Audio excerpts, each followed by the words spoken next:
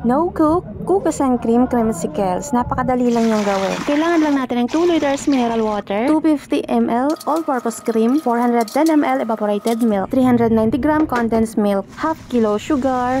Maglagay din po tayo ng vanilla and salt. Cookies and cream ang flavor natin ngayon kaya gagamit ako ng 5 packs cream oat. Durugin lang yan gamit ang kamay. Napakadali ngang gawin. Pagsamahin lang lahat ng sangkap at ayan, halu-haluin.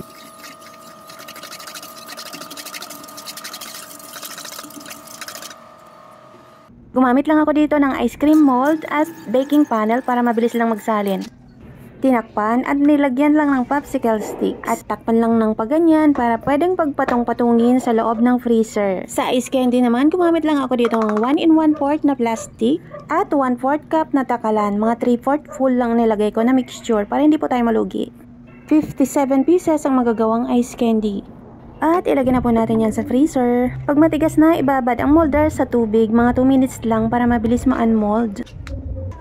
O ganyan, napakabilis ma-unmold, diba? Kapag binabad sa tubig. Binalot ko lang din ng 3x4 calypso ang popsicles. At 5 pesos lang ang bentahan ko niyan.